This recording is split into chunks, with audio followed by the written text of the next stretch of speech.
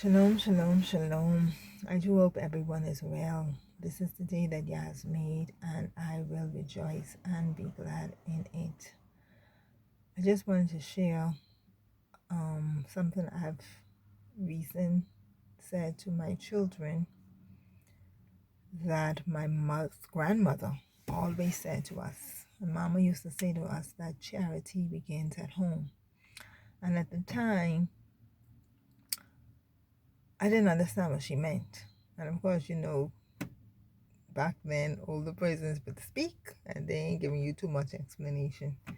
But of course, as you get older, you begin to understand a lot of things that were said. And so we know that charity is love. So what she was saying to us is that love begins in your home. And I was saying to my children that love begins at home. In your home is where you learn how to love. And I've often said to my children that your home is really your first experience with life.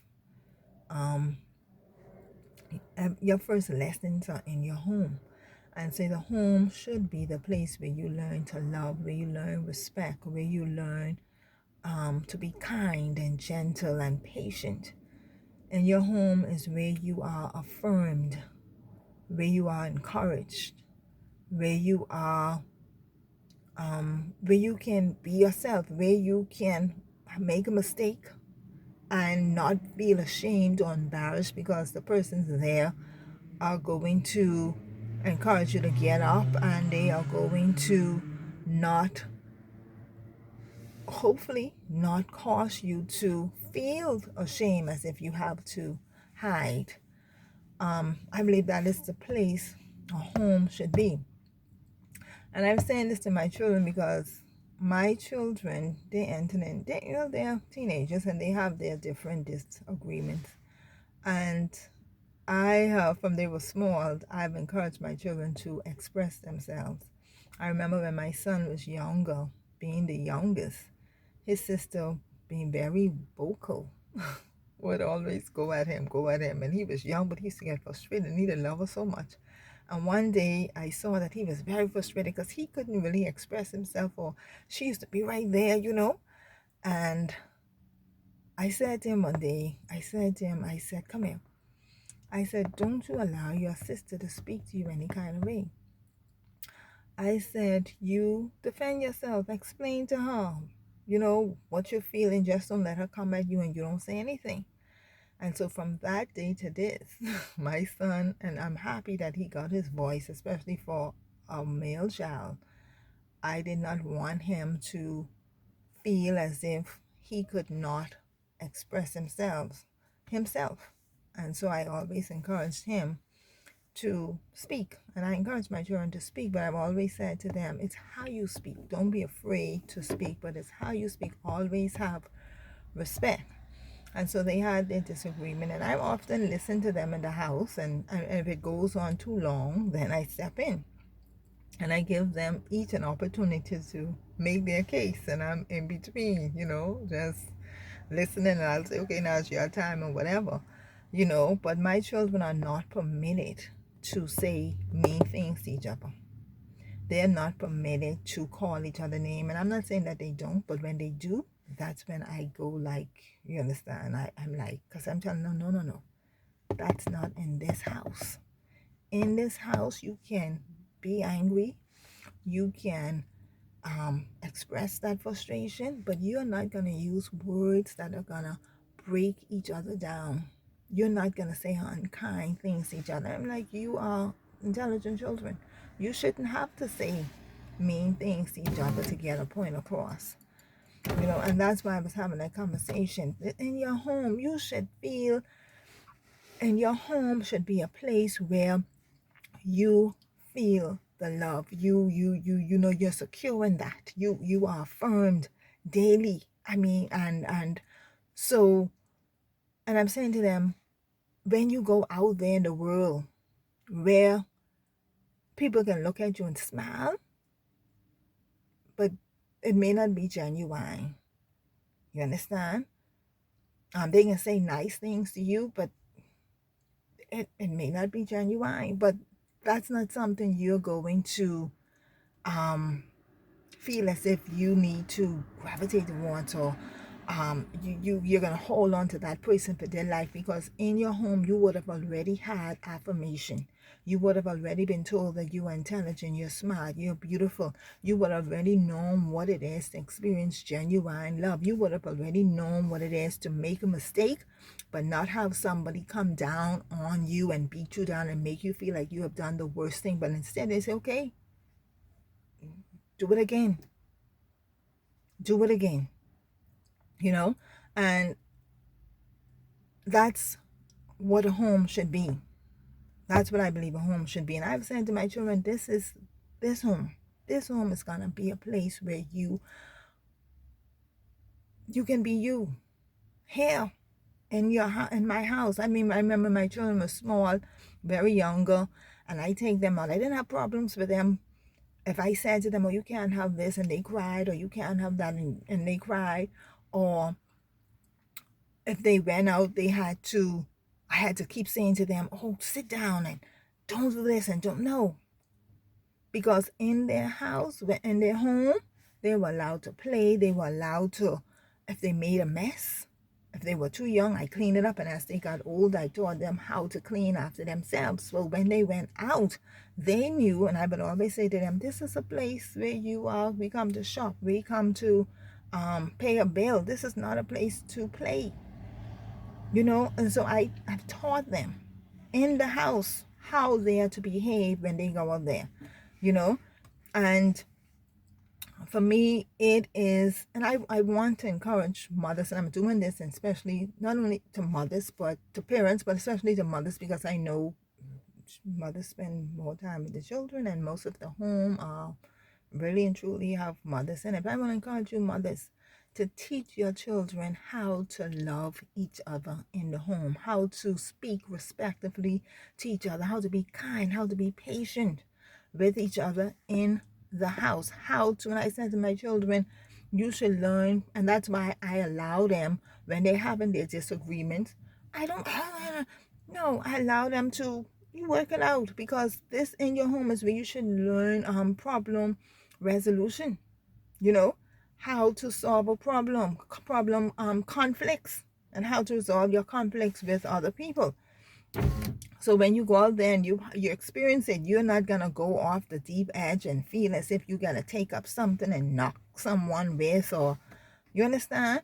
In the house, in the home, is where I believe it is very important. And what is so sad is that, and I've said this to my children, there are many people leave their homes and never want to return because of the hurt and the pain that they would have experienced. Never want to return, that their home experience was such a negative one, and they leave their home feeling so wounded and rejected and dejected. And I've said to my children, not here. This is not that kind of a home. You understand me? I let my children know how I love them. So, and my daughter knows that she's beautiful. So, when she go out there and somebody compliment her, she ain't gonna feel like she, floating on top of a cloud or something like that. She'll take it up for what, and thank you, and move right along. That is the kind of confidence and assurance that you have to give your children when you are sending them out into this world. And listen, it's sad for me knowing the number of people that leave their home broken.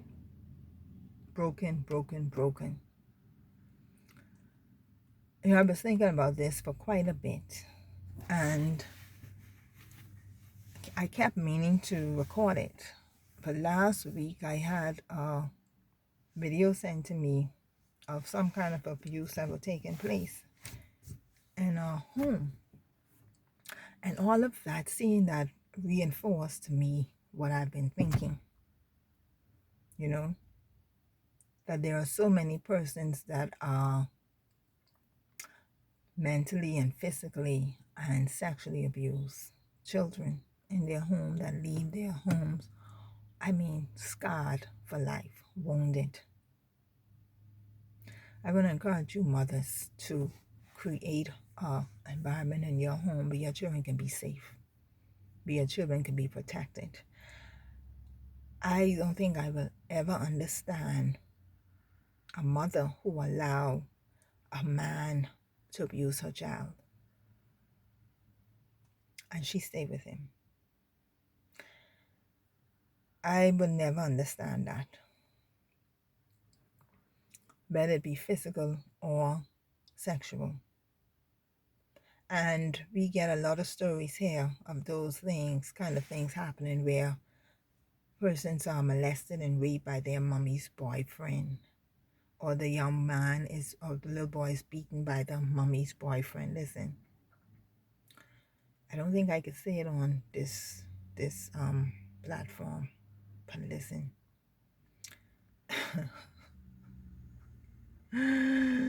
No.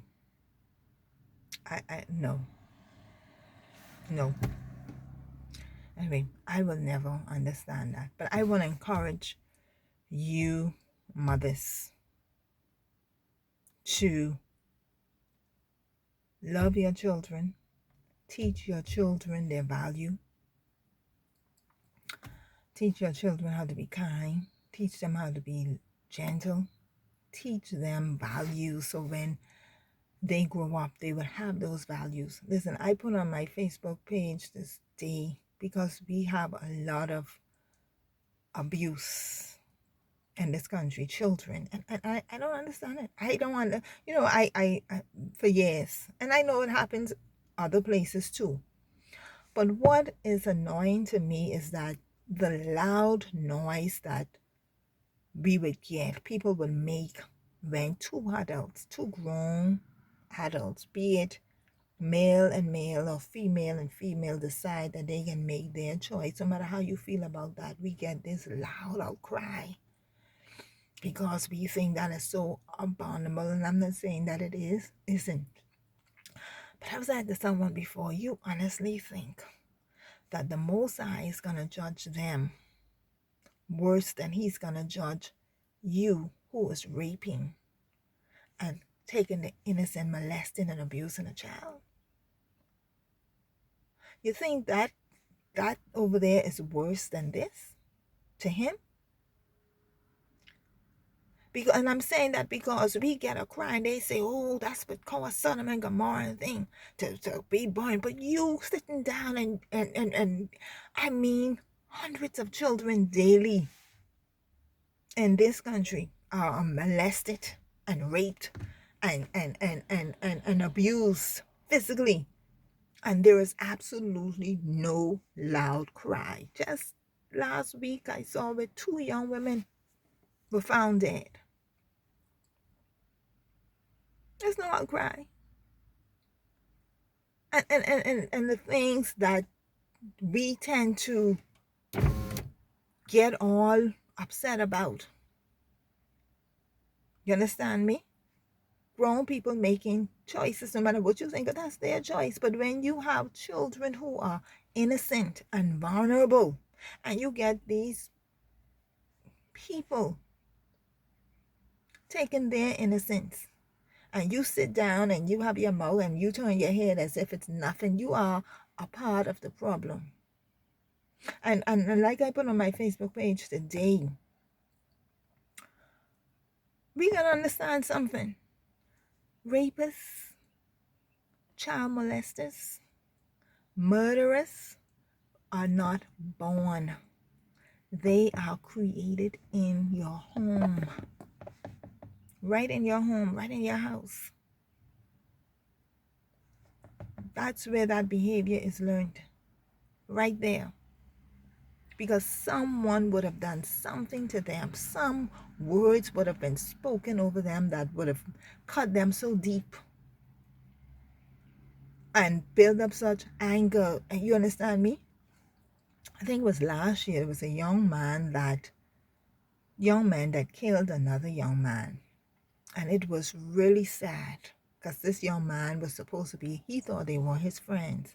But anyway, when the photo of the young man came, on Facebook and I saw it, I looked at his eyes. And I was like, what kind of crap is this? What happened to this young man's eyes? His eyes looked white. Cold, cold, cold. And I said, and I'm wondering, I was like, who raised this child? How could they not see? The scripture tells you that the eyes is the window to the soul. How could they not look in his eyes and see the pain and the anger in this child's eyes? And I posted, and then some young woman tagged me. What I said is that he looked angry, like he himself went through some stuff. And she was like, oh, y'all make me so sick, because she's thinking I'm trying to give him justification for his actions. And that wasn't it at all. You understand? So she tagged me, and I didn't respond to her, because after I went on her Facebook page and I saw what she was and who she was, I thought, child, you ain't even worth my response, because you probably wouldn't understand what I'm saying. But later it came out that that young man watched both his parents being murdered. Both of them were murdered in his presence. And you know what is sad about that is that he grew with that anger in him. And it was not dealt with. See, because another thing we have in this country is where we think only crazy people should get counseling. You understand me? So we have a lot of children going through all kind of trauma, and no one is taking the time to sit down and talk with them and help them work through their feelings and their pain. I remember when I was going through my divorce, I took my children and I went to counseling for 2 years. For 2 years I took them, because the divorce took so long to complete, and we were still living in that environment, and I needed to know that they were good. And someone said to me, oh, I don't think you should. No, you don't think I should take my 2 children to counseling? I'm supposed to let them grow up with whatever they were feeling on the inside of them. But that is what we do. And so we are recycling that same pain, because they say hurt people, and we are not dealing with it. We're not dealing with it. So that child, that little boy who watched his parents murdered, grew up and viciously murdered somebody else. And this is what's happening. The little boy who was probably molested grows up, and now he turned out to molest and rape somebody else.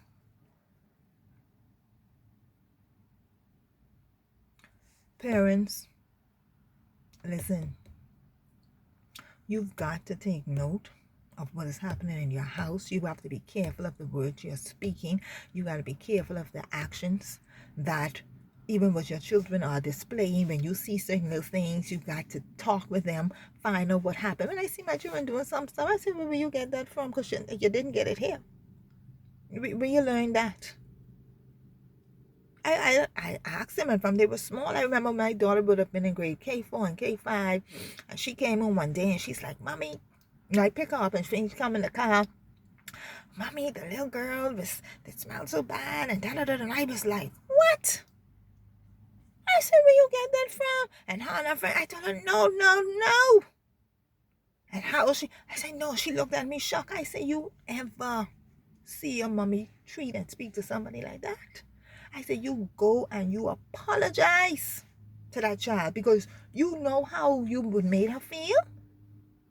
And she was so shocked. I said, you go. And I made her apologize to the child.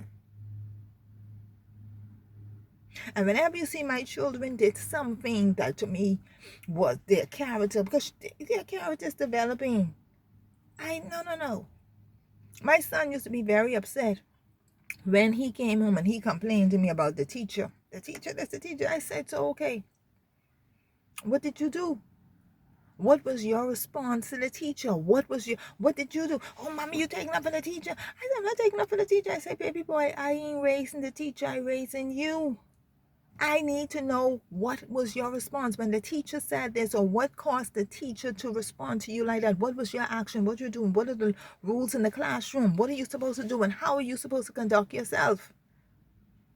I said, I'm raising you.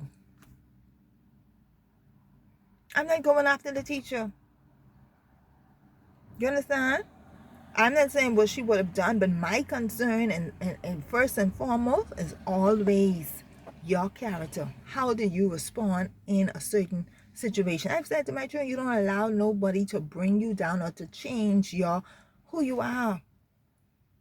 You understand? You control yourself. You're responsible for your actions. You can't change other people's actions.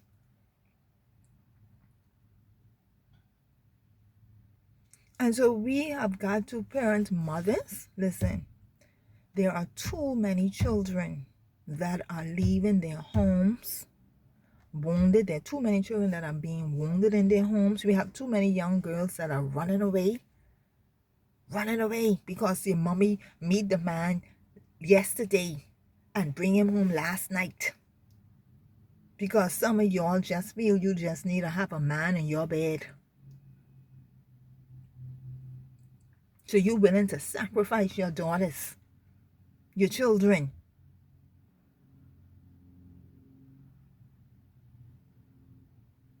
Come on.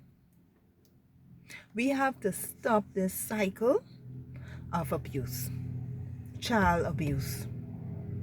You understand? And this was not supposed to be about that, but all of this is in line with charity begins at home.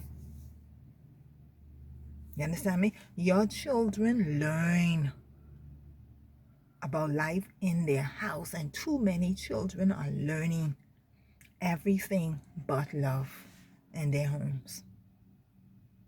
Everything but love. So you could imagine when they get up there, it's no wonder the children can't love, and when you walk in the street, they full of anger, they'll cuss you out and carry on. Because of what is happening in the home, we are all products of our environment.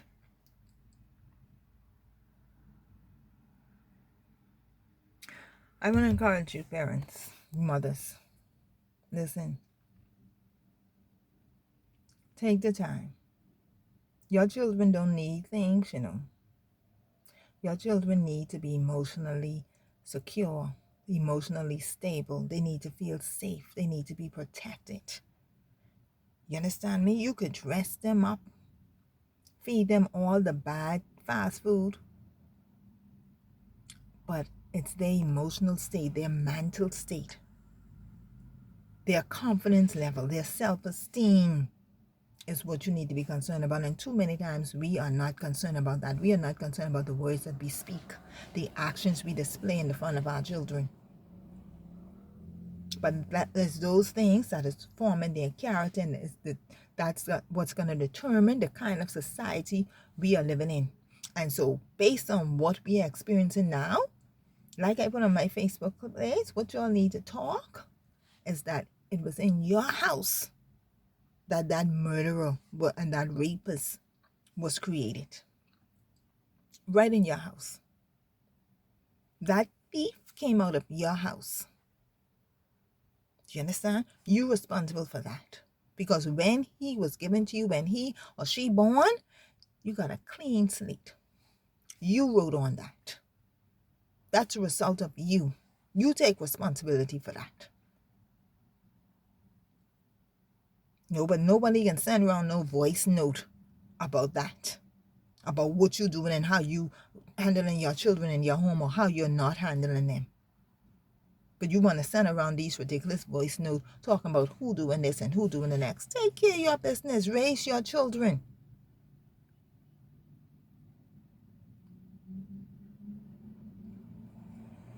All right. The point is, charity begins in the house. Charity begins at home and hands abroad. That's what Mama say. Charity begins at home and ends abroad. So what you see in our society is what came out of the home. So if they learned love, that's what we should be experiencing. So evidently, a lot of people learned a lot of other stuff. Because we get more hate and anger and disrespect than anything else. And it's an indictment on us as parents. So I want to encourage you, change the environment in your house. You change it. Shalom.